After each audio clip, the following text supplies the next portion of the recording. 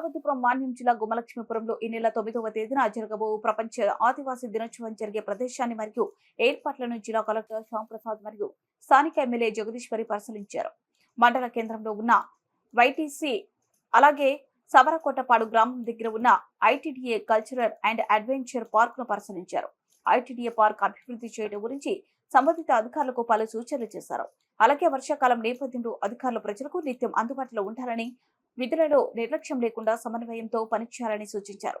Collector వెంట JC Shobhika, ITDA JE Apparao, MEO Chandrashekar మరియు TDP నాయకులు పాల్గొన్నారు.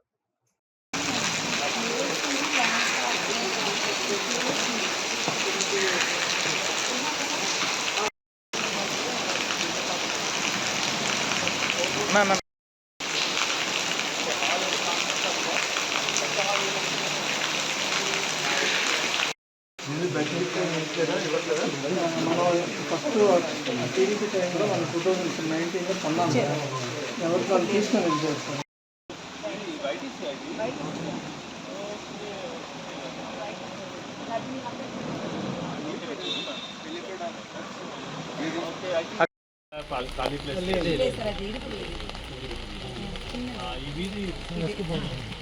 ఊర్లో జరుగుతున్నట్టుగా 1 కిలోమీటర్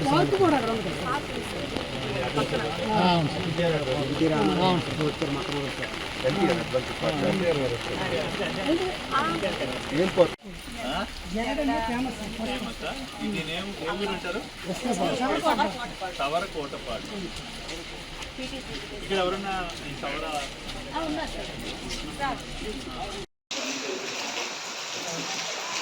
వచ్చి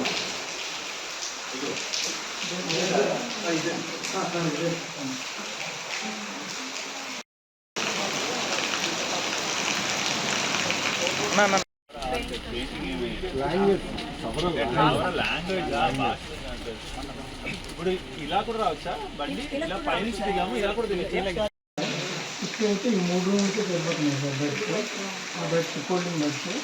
ఈ ఐరన్ పక్కన అనేది అడిషనల్గా ఎవరైతే ఉన్నా అనుకోవడం జరుగుతుంది.